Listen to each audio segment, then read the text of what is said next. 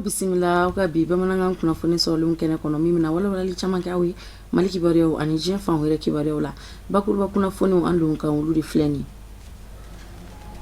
Haut Conseil islamique du Mali ma ɲɛmaa ye dantigɛli dɔ kɛ k'i kan labɔ ka welewele bila maliden cɛman ni musoman ma diinɛ ma bɔ diinɛ la taabolo ma bɔ taabolo la ka weleda kɛ ka ɲɛsin bɛɛ lajɛlen ma walasa bɛɛ bɛ se ka ye lajɛrɛba dɔ kɛnɛ kan min bɛna sigi Palais des Sports la Bamako Amdalaye Mali jamana ye kolosuma ani basigi bɛ se ka nati cogo min. Bɛn ani kɛlɛɲɔgɔnya ɲinini hukumu kɔnɔ hali bi sigiba dɔ fana nun donna Segu marabolo kɔnɔ ka a nun don Segu marabolo ɲɛmaa fɛ walasa bɛn ni kɛlɛɲɔgɔnya u bɛ se ka sabati an ka jamana kɔnɔ kɛrɛnkɛrɛnnenya la Segu mara ani Mopti kɔnɔna na. Nunu de ye bakuruba kunnafoniw ye caman bɛna fara minnu kan ka walawalali kɛ aw ye aw bisimila.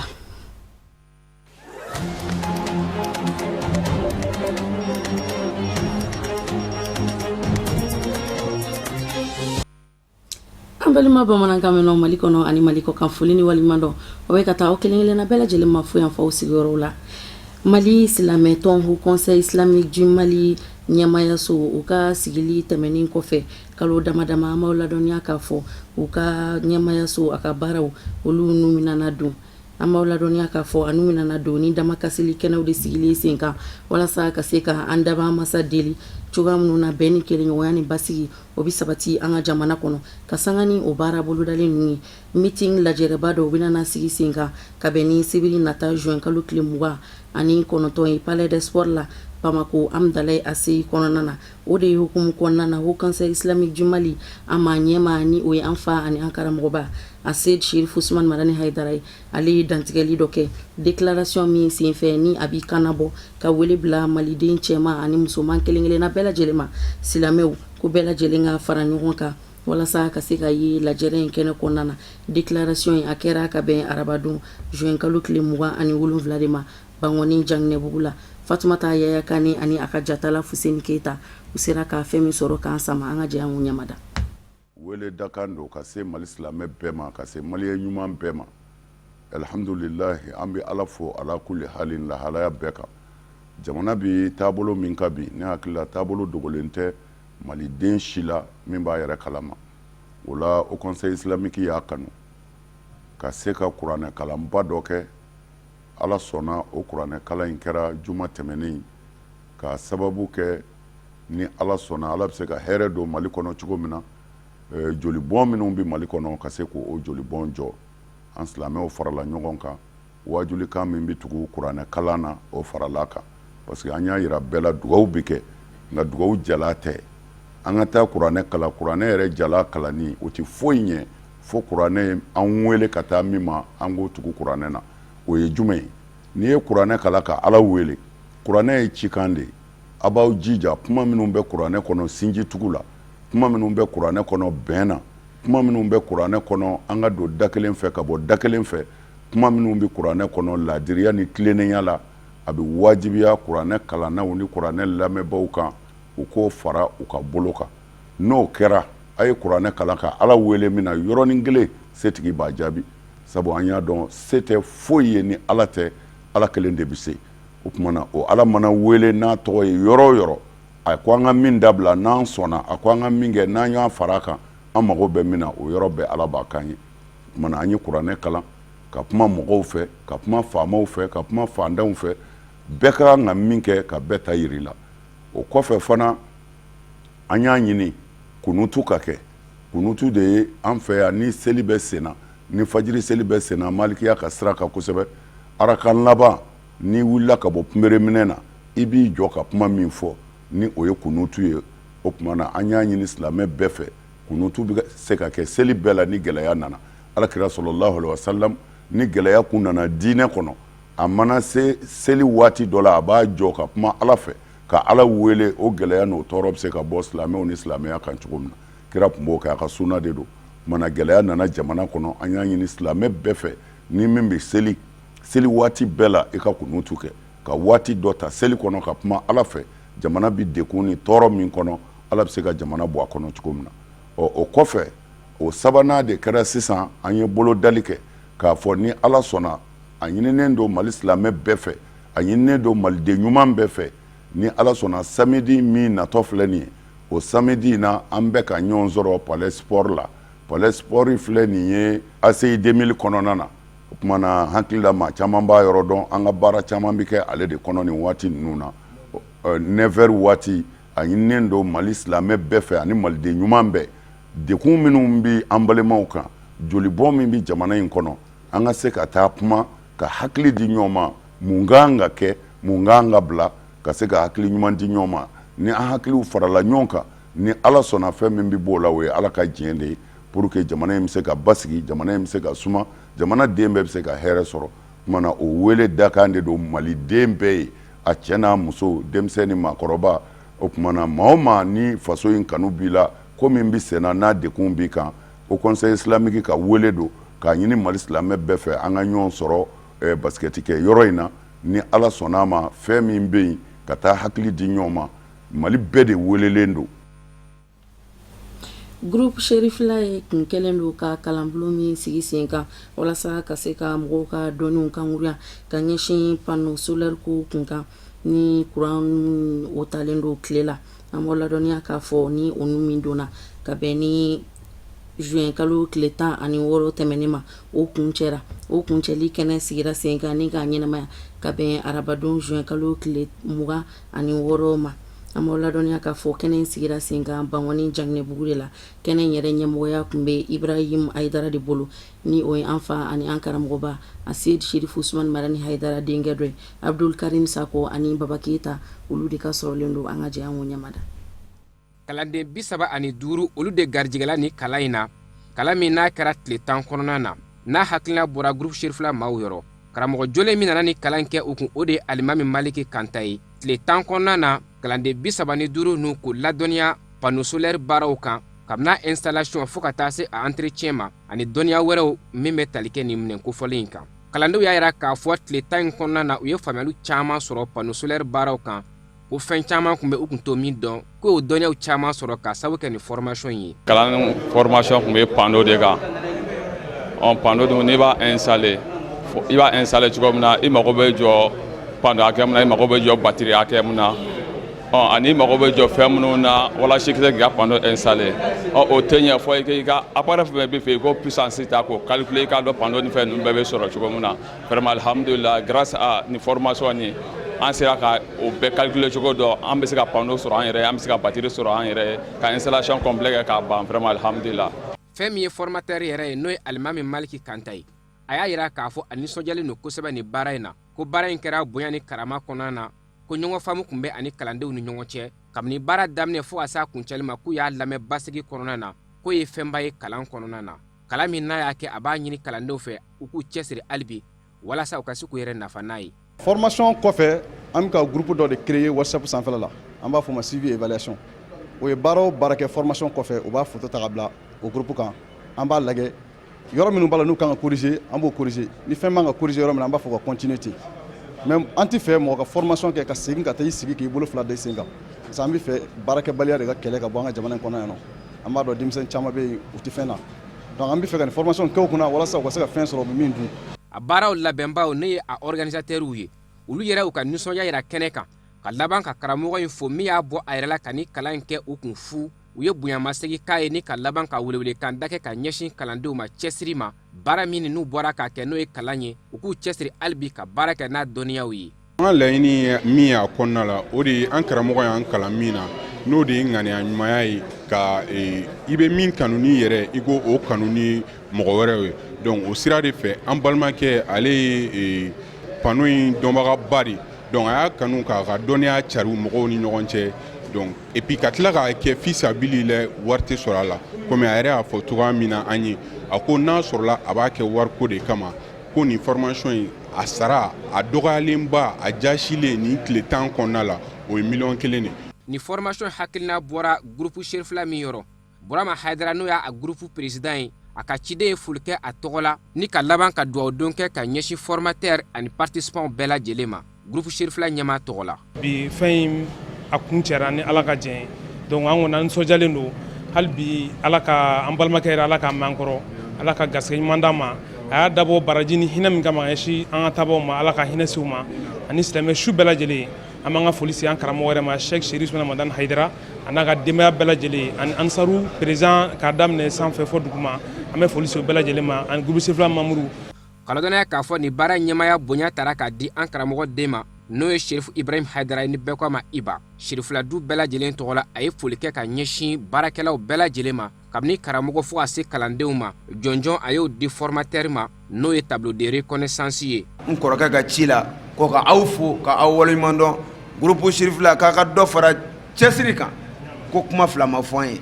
ko a ka manamanakanw to yen ko imalu fasayarallahu amalakum wa rasul wal mu'minun ko a ka baara kɛ ko ala bina a ka baara ye ciba bina a ka baara ye wa aw yɛrɛ dama ni ɲɔgɔn cɛ a bina ɲɔgɔn ka baara ye diɲɛna yan sɔnna aw ka sa ala k'a ɲɛ ka d'aw ma wasalamu alaikum wa rahmatullah kɛnɛ kelen kan kalandenw n'o ye participants ye maa duuru fɔlɔ min ye 20 sur 20 sɔrɔ waliɲumandɔn sɛbɛn dira olu fɛnɛ ma ka sabu kɛ u ka cɛsiri ye a baaraw bɛɛ lajɛlen kun cɛra ni duwawu don ye duwawu min n'o kɛra an karamɔgɔ den fɛ n'o ye Sherifu Iba ye agence d'urbanisme bangeliko sigi dɔ kɛra Bamako meriba musée kɔnɔna na ka bɛn ni alamisadon ye ni o bɛ dugu ladilanni cakɛda ko fɔ an b'a ladɔnniya k'a fɔ u ka baarabolodalen a bɛna na ɲɛsin Bamako dugu fɛrɛli de ma o de kama baarabolodalen tɔgɔ dara ko Grand Bamako Bamako belebeleba atelier min ni a baara ye nin ye nin a hakilina ɲuman bɔra commune 25 olu ɲɛmayasow de yɔrɔ Bamako ani a lamini communew na an ka jɛ an ka ɲɛma dan ka muso lamɛn Sadio Sidibe ani Samba Tarawele olu ka ɲininkali galamana Grand Bamako an ye communew jɛra ka fɛn dɔ créer n'o ye regroupement ye district 6 communes ani Bamako n'a lamunu an ye fɛn dɔ sigi sen kan depuis octobre ka waliya janvier 2018 kɔnɔ 2019 kɔnɔ donc o de ye syndicat mix inter collectivité Grand Bamako Grand Bamako ka laɲini ye mun ye bi population confrontée len bɛ fɛn caman na dugu sigira aw bɛ hakɛto caman sow caman jɔra dans le désordre aw y'a ye tiɲɛni min kɛra san in na san fɔlɔ min nana o ye exemple dɔ ye donc Grand Bamako ka baara ye nin bɛɛ de ye sanuya bɛ na cogo juma siraw bɛ dilan cogo juma tuguni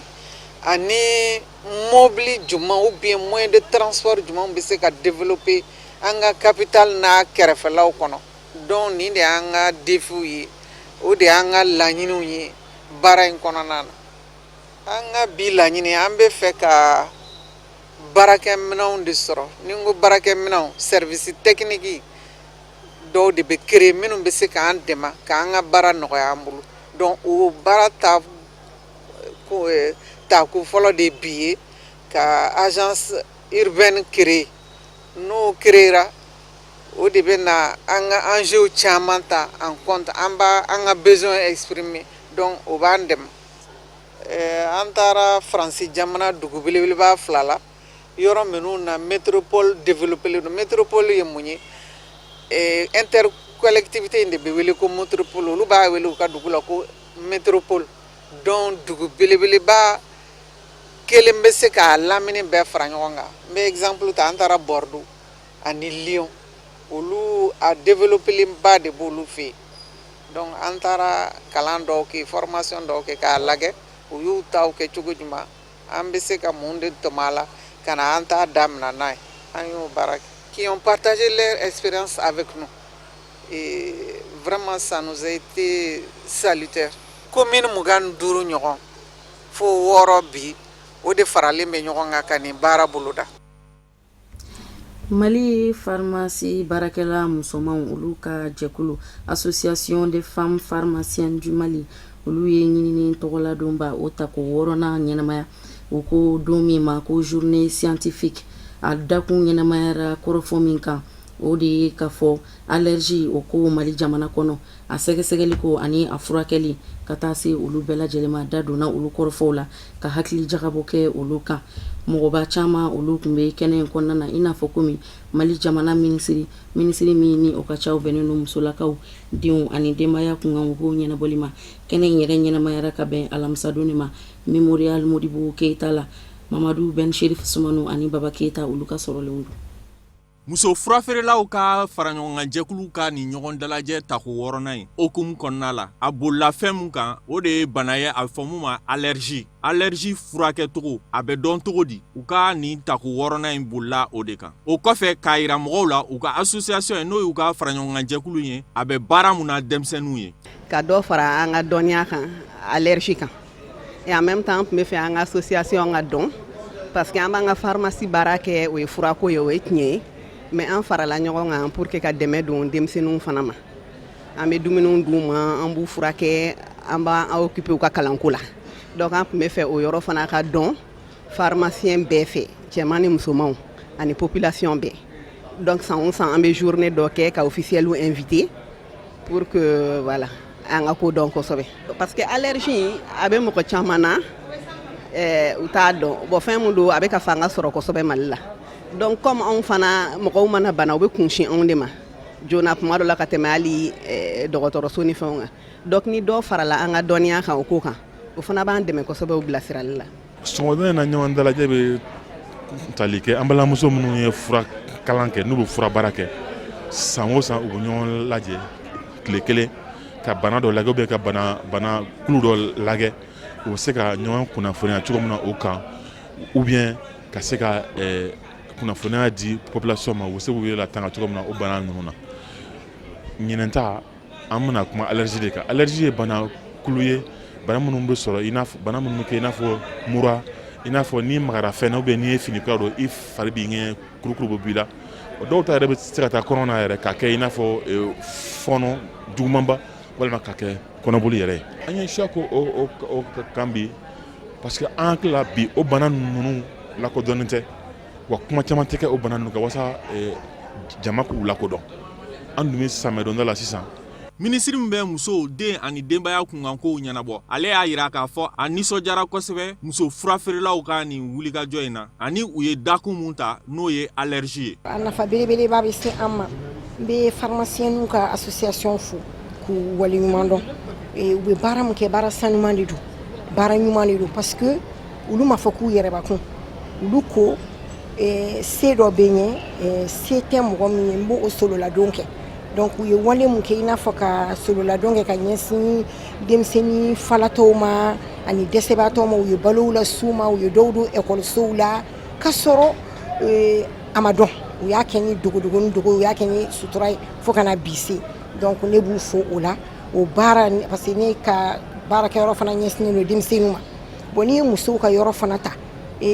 bana mana kɛ cɛ mana bana muso de don den mana bana muso de don donc u bɛ fɛ ka an balimamusow cɛw ka bɛɛ lajɛlen kunnafoni fura ɲangata la parce que fura bɛ mago mun dilan mɔgɔ ye a bɛ se ka degun fana las'i ma donc u ka nin bɛ kɛ sababu ye k'a dɔn mɔgɔw bɛ taa furaw san pharmaciw la mɔgɔw bɛ furaw dɔn a bɛ degun ni a ka ɲumanyaw bɔ k'o bɛɛ dɔn donc vraiment ne b'u fo k'u waleɲuman et puis k'u encourager ka tila k'a f'u ɲɛna an ka département n'o ye département de la promotion de la femme de l'enfant et de la famille an ka dayɛlɛlen d'u ye pour toutes les initiatives vraiment elles sont à féliciter et à encourager. An b'a ladɔnniya k'a fɔ kɛnɛ in kan allergie bana ye fɛn sugu min ye a bɛ sɔrɔ cogo minnu na ani a bɛ se ka furakɛ cogo minnu na o ɲɛfɔra a dɔnbala ŋanaw fɛ. Segu marabolo ma ɲɛma ye baarabolodalen dɔ nun don baarabolodalen min ni a bɛ ɲɛsin lakanako ma ani sɛw yɛrɛ dama fɔ ɲɔgɔn kɔ o mankanw lasali ani a kunbɛli ma an ka jamana kɔnɔ walasa bɛn ni kelen ɲɔgɔnya ani sigi ka fɔ o bɛ se ka kɛ damu ye cogoya minnu na Mopti marabolo ani Segu marabolo kɔnɔna na a kɛra ka bɛn arabadon juin kalo tile 26 ma hôtel Joliba la Segu marabolo kɔnɔ o ɲɛkun kunbɛ soba kɔnɔna na Amadu Kamara ani a ka jatala Ibrahim Kulibali olu de taara taama in na Segu marabolo kɔnɔ u y'an sama fɛn minnu na an ka jɛ an lajɛ. Ni ye tare ye ka ɲɛsin Segu mara ani Mopti mara ma min hakilina ɲuman sɔrɔla système des Nations Unies ka tɛmɛ ni a ka bolofara minnu bɛ an fɛ Mali kɔnɔ yan n'o ye PNUD ani UNIFAM u ni CNPV ka tɛgɛ di ɲɔgɔnma hukumu kɔnɔna na n'o de ye ka nafolomugu k'o ta k'o ɲɛsin ni marabolo fila maaw ma u ka se ka sigi ka fɔ bɛn ani kelenya sinsin u ni ɲɔgɔn cɛ min laɲininen don Mali ɲɛmaaw fɛ. Bon baara nin kun tɛ dɔwɛrɛ ye an bɛ se ka jɛ ka fɔ ani lafiya ko se k'o sabati Mali kɔnɔ cogoya min na bakuruba fɔli la nka Mopti ni Segu u ka cercle minnu ye Tɛnɛnku ni Masina ye olu kɔnɔna la an y'a fɔ tubabukan na n'i y'a ye an ye bi sɔrɔ c'est que dɔ de y'u bolo fara ɲɔgɔn kan PBF a bɛ fɔ mun ma ko Fonds de consolidation de la paix du système des Nations Unies olu de ye musakaw bɔ ka di PNUD ani ONIFAM ani Haut Commissariat aux droits de l'homme ko d'olu ma olu fana k'u wasa don CARDI Odi Sahel ani CNPB la pour que nin baara ninnu bɛ se ka kɛ Masina ni Tɛnɛnku commune kɔnɔna la bamananw b'a fɔ cogoya min na ko dunufɔlaw tɛgɛrɛfɔlaw dɔnkɛlaw a bɛɛ bɛ kɔɲɔmuso b'a dɛmɛ a kungo de la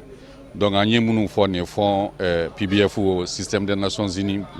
u bɛna anw maliyɛnw de dɛmɛ an kungo la donc an maliyɛnw yɛrɛ tilala k'a kɛ an kungo ye nin dɛmɛba in n'a ɲɛsinna nin marabolo fila maaw ma u tɔgɔ la u ka babu sentigi a nisɔndiyalen ni dɔnnika wɛrɛli ani ni nafolomugu talen ka d'u ma zango u ka se k'u yɛrɛ dɛmɛ a ye foli ni barikada kɛ ka ɲɛsin système des Nations Unies maaw ma ani CNPV ma ONG ONIFAM ani PNUD mɔgɔw bɔra ka dɛmɛ min k'an ye laboratoire tɔgɔ la an b'a fɔ commune 7 tɔgɔ la ko a dɛmɛ a diyara an ye mais yani an k'a fɔ a diyara an ye dɛmɛ a dira kun dɔ de kan ko baara ɲuman kɛlen de ye jumɛn ye parce que kabini projet in dayɛlɛ la laboratoire ani jeune volontaire Masina cercle kɔnɔ olu de kun jijalen don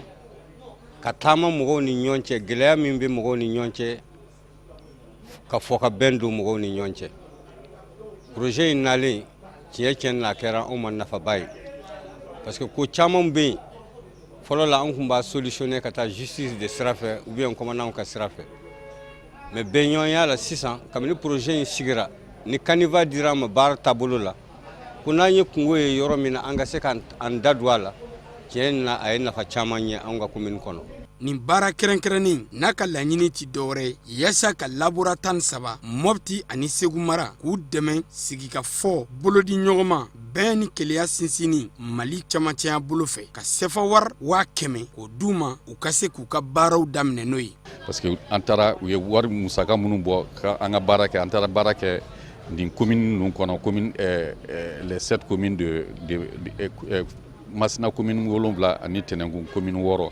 taara baara kɛ commune denw yɛrɛ wulila k'u jɔ ka fɔ nin y'olu yɛrɛ kungo ye n'i y'a ye parce que an bɛna wagati min na o y'a sɔrɔ mɔgɔ si tɛ yen fɛn dɛmɛbaga bɛɛ tun taara ka sababu kɛ gɛlɛya ye faamaw mɔgɔw bɛ ɲɔgɔn faga la mankan wulilen don fan bɛɛ sɛnɛ tɛ se ka kɛ hali ni sɛnɛ kɛra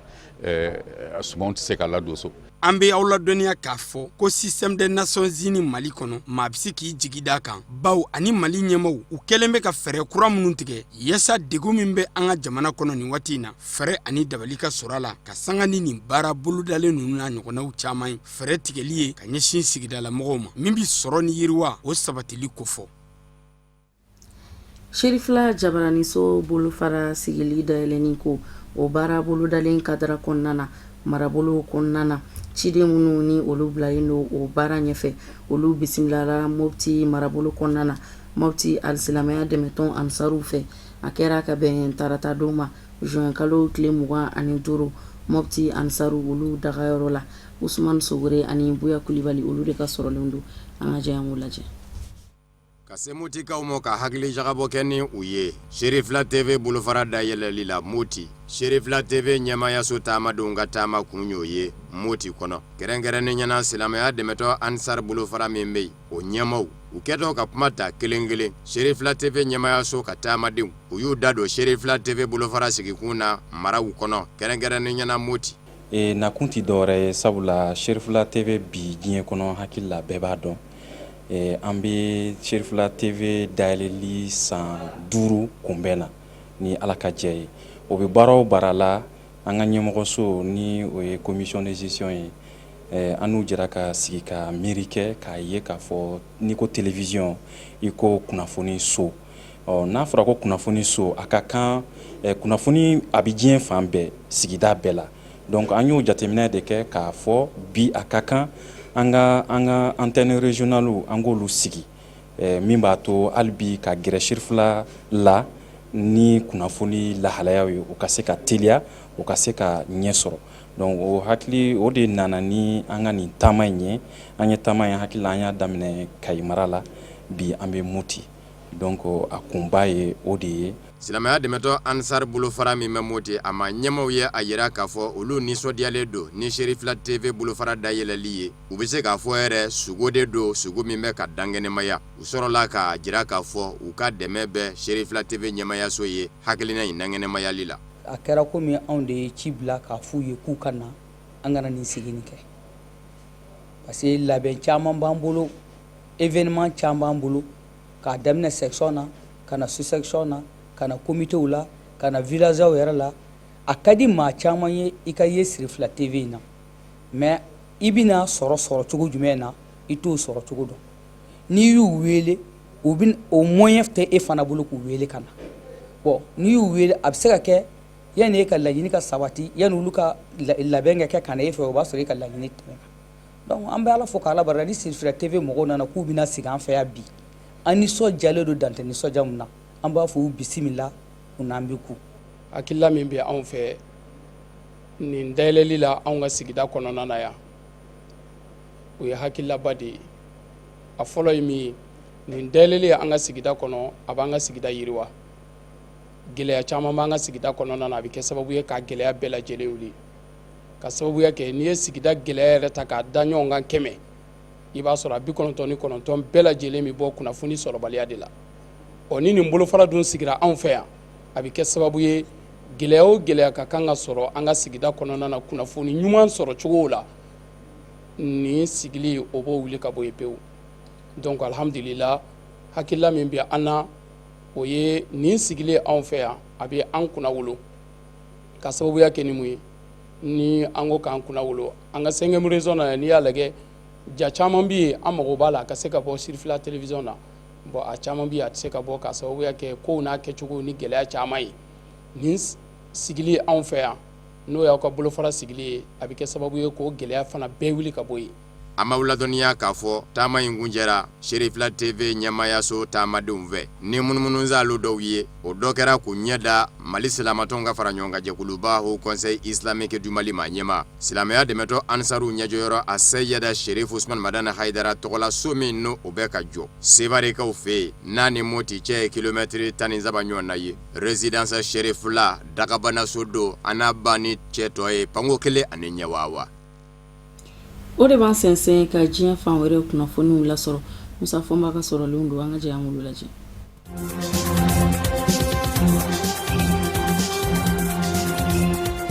Niger jamana wasadenw y'a jira k'a fɔ jamana ɲɛmaw ka laɲini jɛmi kɛ ni a ye ni o ye jamana kalata sariya senkura. Wasaden 137 olu bɛɛ lajɛlen ye jamana ɲɛmayaso fanfɛ wasadenw ye u y'u tɛgɛ kɔrɔta. Nka fanga sinamatɔnw ye da ta nka bɔ k'u tɛ jɛ ni a ye. Barisabu ka da ka gwɛlɛya bɛ yɔrɔ min na ko in ɲɛsin bɛ maa kelen de ma Hama Amadu, maa min y'i to kaso la ni ka taa ni jamana ɲɛmaa ye 2e tour la jamanakuntigisigi kalata la. N'a labanna ka labɔ kaso la ka bila ka taa furakɛli yɔrɔ la ka sabu kɛ ko kɛnɛya kɛn tɛ k'a labɔ. Kalata sariya kura a sariya senzegi na kɛrɛnkɛrɛnnen ɲɛna o kɛmɛ k'a jira k'a fɔ e ma o ma n'i ye kaso kɛ I ka kaso a ma se san 3 ma jɛmi kɛ ni a ye I k'i kanbɔ ka jamana ɲɛmaaya ɲini wali kelen k'i kanbɔ ka ɲɛmaaya jɔyɔrɔ ɲini. Nka u labanna ka na yɛlɛma bi ka kɛ san 1 ye ko b'a jira k'a fɔ kɛ bɛ maa kelen de kɔ Hama Amadu do fanga sinamatɔ ɲɛma ye min ni jamana ɲɛma Mahamadu Isufu tɛ ka ɲɔgɔn ganfɔ bi. Nin ye Isufu Isaka ka kuma ye ni ale ye fanga sinamatɔnw ka wasaden jɛkulu dɔ ɲɛma ye. N'a ma ɲa k'a fɔ u ye da tan ka bɔ ko jamana ɲɛma Mahamadu Isufu fan bɛɛ fanga ɲinindɔnw wasadenw de jɛra k'u tɛgɛ kɔrɔta. Olu yɛrɛ dusukun kami ne fɛnɛ ye fɛn min fɔ u ko fanga sinamatɔnw joma ye nin na ko barisabu ka da kan ko wasabilo kɔnɔna ye kuma fɔ yɔrɔ de ye. Bɛnkan mankan kɛ bɛ ka wasabilo kɔnɔna kɛ kuma fɔ yɔrɔ ye. Ni fɛn min ma bɛn I mɔ da b'i bolo k'a fɔ ye ko nka ka da tan ka bɔ k'i ban ka kuma wasabilo kɔnɔ ko b'a jira k'a fɔ fɔta tɛ fanga sinamatɔnw bolo. A ma ladɔnniya k'a fɔ kalata min bɛna kɛ n'a cɛ ye san 3 ye Nigérikaw fɛ yen a ti daga jamana ɲɛma Mahamadu Isufu ye a k'i kanbɔ wa yɛrɛ y'a yira k'a fɔ a tɛna yɛlɛma don jamana sariya sunba la jango a bɛ se ka kɛ jamana ɲɛma ye ko kura o b'a jira k'a fɔ maa kura de bɛna bɔ k'o jɔ kala bɛna ta min ye a bɛna maa jira sa wa a ka ca la a bɛ kɛ ten de farafina ani farajɛla nka fanga sinamatɔ ɲɛma Hama Amadu kɔni bɛ jamana kɔ ka hali bi.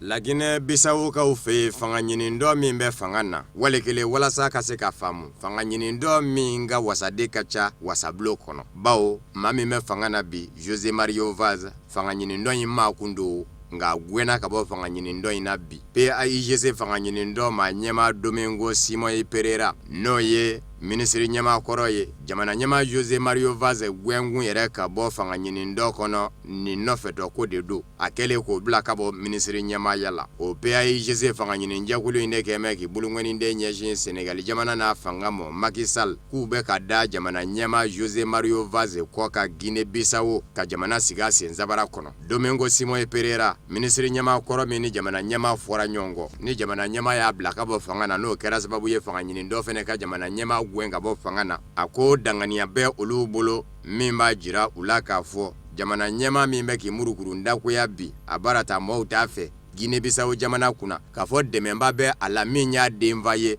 farafina tile bi yanfa jamana ɲɛmaw na wa n'o de bɛ ka baara kɛ ɲɔgɔn fɛ n'o y'a dajuru ngasalo ka taa fan o fan fɛ k'a bi taa n'o ye ko wa k'a n'o de bɛ ka fara ɲɔgɔn kan ka jamana ti maa minnu zɔmi ka ja o ye Sénégalikaw ka Macky Sall ye fanga ɲini dɔ min bɛ wele ko Union pour le changement ni o ni PAIGC fanga ɲini dɔ fara mɛ ɲɔgɔn kan wasabulon kɔnɔ ka wasaden caman sɔrɔ o fɛnɛ ɲɛma ko ale bi a ɲini Macky Sall fɛ nin sen o kɔni ye Macky Sall ta tɔgɔ yɛrɛ de mɔ k'a fɔ a ka di Guinée Bissau jamana denw ye Macky Sall ni a ka jamana Sénégal ka kɛ Guinée Bissau dɛmɛ wɛrɛ dɔ ye a kana kɛ kungo ye Guinée Bissau politique binaku kan Domingo Simon Pereira y'a jira k'a fɔ jamana ɲɛma José Mario Vaz a ka kumaw kan ka kunjɛ jamana ɲɛmaya la ka bɛn ni juin kalo tile 23 ye o tɛmɛna ka ban ko nka yan'o cɛ a sina ka ministre ɲɛma kɔrɔ min b'a bolo n'o ye Aristide Gomes ye k'o ka sin ka tɛmɛ ni ministre ɲɛmaya jɔyɔrɔ ye a dun ti kɛ ten ni wasadensigi kalata kɛra fanga ɲini dɔ min ma na wasaden fanba sɔrɔ n'olu y'o bolongɔni de ɲɛsin maa min mɔ k'o bɛ kɛ wasaden ye o de bi k'a ye olu dun ma maa wɛrɛ jira PAIGC fanga ɲini dɔ ɲɛma Domingo Simon Pereira kɔ ani min dɛbɛ ko in fɔ ni sisan kɔni jɛ k'a fɔ Sénégal kɛ mɛ ka José Mario Vaz dɛmɛ Guinée Bissau tili la José Mario Vaz ma fɛn fɔ Sénégal jamana ɲɛma Macky Sall yɛrɛ fɛnɛ ma fɛn fɔ.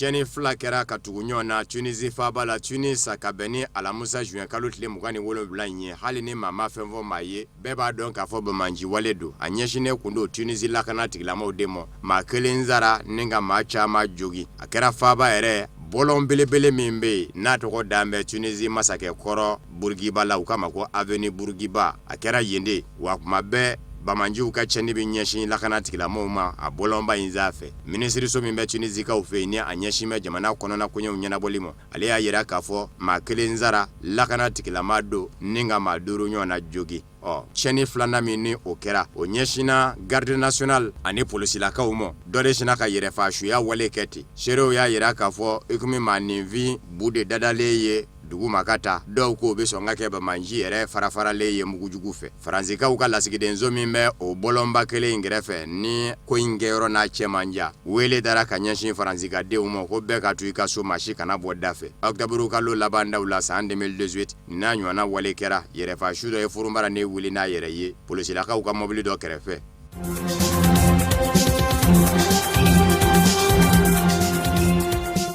Madagascarkaw fɛ ka sanga ni u ka yɛrɛma hɔrɔnya sɔrɔli sankunbɛn ɲaɲaniw ye ɲajɛbaw sigira sen kan nka ɲajɛ taara kunjɛ janaja kɔnɔ araba juin kalo tile 26 Madagascarkaw ka faaba Antananarivo ndolati kɛnɛba defilew kun kan ka kɛ ye sankunbɛn ɲaɲani kadira kɔnɔ nka kuma min na defile bɛ taa kunjɛ a jirala k'a fɔ fɔlikɛlaw de ka ŋa ɲɔgɔn sɔrɔ ka fɔli duman kɛ mɔgɔw kun jama fɛrɛnda kɛlen k'i kunda da ka ko fɔ u ka don ka fɔlikɛlaw lajɛ o y'a sɔrɔ datugulen don da jagoya karila maaw yɛlɛla ɲɔgɔn sanfɛ ni ŋa maa 16 bɔnɛ ani na maa 80 ɲɔgɔn na joginna Madagascar jamana ɲɛma yɛrɛ ni o ye Angela Jolie ye a y'a sɔrɔ ale yɛrɛ tilatangani don a ka dantigɛliw la a y'i kunda Lapidanizo ka a n'a furumuso n'a ka minisiri ɲɛma ka taa u ɲɛda maa bananenw kan minnu mɛnɛ fatura ka dugawudon kɛ olu ye ka laban ka nafolo fɛnɛ di u somɔgɔw ma minnu dalen bɛ Lapidanizo fɛnɛ na ko jamana bi jɔ ni furakɛli ye nin da siɲɛ fɔlɔ ye nin n'a ɲɔgɔnna ka kɛ Madagascar san 2018 farikolo ɲɛnajɛ dɔ senfɛ ndolati kɛnɛ kelen in kɔnɔ faba la Antananarive Madagascar jamana ni Senegal ni ɲɔgɔn cɛ maaw y'u kunda donda ka a se maa 30 ani maa 7 de joginna.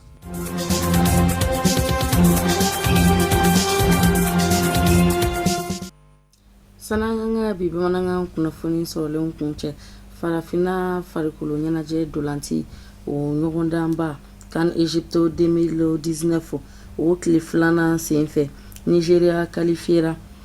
ka taa 8e de finale la ani Guinée Conakry olu ka dolanti senfɛ min ni o kuncɛra 1-0 kan o but kelen o donna Umeru de fɛ ale min ni a ye o but don dolanti miniti 70 ani sabanan de kɔnɔna na Uganda ni Zimbabwe olu fana ka dolanti kɔnɔna na an b'aw ladɔnniya k'a fɔ o kuncɛra 1-1 de kan miniti 12 de kɔnɔna na Emmanuel Okwi ale ye Uganda ka but don o senfɛ miniti 40 kɔnɔna na Kamet Biliat ale ye but égalisé Zimbabwe olu kanuna dolanti kun cɛlen kɔfɛ an b'aw ladɔnniya k'a fɔ dolanti kun sabanan o tile kɔnɔna na o kɛra Egypte ani Congo ni ɲɔgɔn cɛ min senfɛ Egypte a ye Congo lajigin ni but 2 ye o de bɛ dansigi kɛ bi bamanankan kunnafoni sɔrɔlen na minnu sera ka fara ɲɔgɔn kan ka bɛn ni kuma in ye kunnafoni di so ɲɛmɔgɔso fɛ k'a lase aw ma aw ni ci aw ka ɲamadaliw la aw k'an bɛn diɲɛ waati wɛrɛ ni Ala sɔnna k'o jira aw ni anw na.